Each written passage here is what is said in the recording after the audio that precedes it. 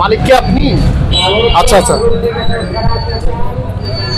আপনি এখানে কি কি পণ্য বিক্রি করেন? আমরা তো রেডিমেড ফার্নিচার মাল বেচাকেনি করি। রেডিমেড ফার্নিচার আপনারা মাল বিক্রি করেন? হ্যাঁ, এই রেডিমেড ফার্নিচারের মধ্যে কি কি বিক্রি করেন? সহি বেশি, খাট বেশি, দরজা, জানালা, চেয়ার, টেবিল, কবুতরের ঘর, মুরগির ঘর, ওই বিভিন্ন যার যেরকম আলতা এটাই আমরা দিতেছি।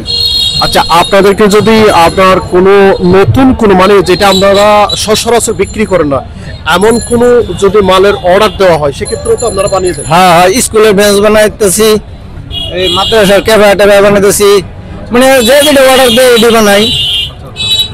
আচ্ছা, এখানে কি কাঠ দিয়ে আপনারা এগুলো তৈরি করেন? কাঁঠাল কাঠ আছে, রেন্টিগরু আছে, আকাশি আছে, মেহগনি আছে, বিভিন্ন কাঠ দেয়। আমরা তো রেডিমেড মানে একটু কম দামের কাঠ দেয়, আমরা মানে কম দামের মাল সেল দিতেছি। তার মানে বিভিন্ন ধরনের কাঠ এখানে থাকে, কাস্টমারের চাহিদা অনুযায়ী আপনারা বানিয়ে দেন। আচ্ছা, টেবিল, এই টেবিলটা কত? এই টেবিলটা রেডিমেড মনে করেন 600 টাকা দাম। 600 টাকা দাম। এটা কি কাঠ? এটা রেন্টিগরু। আচ্ছা, খাট, এই যে আমি খাট দেখতে পাচ্ছি, একটা খুব সুন্দর কাঠ মনে হচ্ছে এটা। এই কাঠটা কত? কাঠটা 4,500। কি কাঠের? এটা রেন্টিগরু। রেন্টিগরু না? জি। আচ্ছা আচ্ছা, আপনার চকি কত? চকি ওই যে অনেকগুলো চকি 1500, 1400, 1200, মানে সিঙ্গেল আছে, 2 জন আছে, আবার 3 জন আছে, 4 জন আছে, মানে এটা একটা এক রুমের দাম 1500, 1200, 1000, 900, 800। সিঙ্গেল 800 হইলে বেচালাই, আর যেটা নি ডবল 2 জন না এটা 1000, 1100, আর এর চেয়ে বড় নিলে 1500, 1300, 1400 এরকম বেচাই নিও। আচ্ছা আচ্ছা, সবচেয়ে বেশি বেচা বিক্রি কি বাজার বার দিন হয়? বাজারের দিনও আটবারের দিনও বেচা কিনি।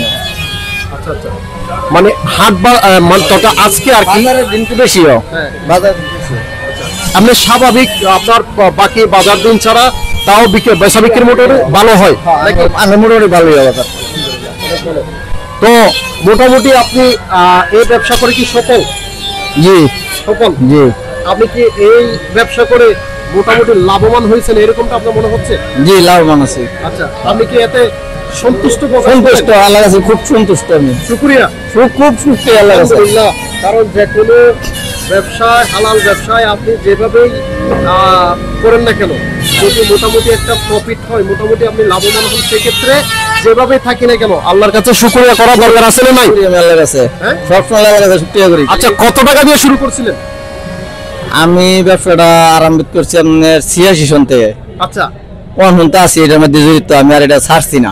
ছাড়েন নাই? না, ছাড়ছি না, লাভ এটার মধ্যে আছি। আপনার এমনটি কি মনে হয়েছে যে আপনি কখনো ব্যবসা এই যে কন্টিনিউ করে যাচ্ছেন, মানে ধরেন 1 মাস বা 2 বছর 5 বছর করার পরে কোনো লসের দিকে যাচ্ছে এরকম মনে হয়েছে আপনার? না, আল্লাহ আমার লস হয়েছে না। মানে এরকম মনে হয় না না না, মানে সর্ব অবস্থায় আমি ভালো আছি। মানে কত সাল বললেন? 86 আমি এখান থেকে জড়িত।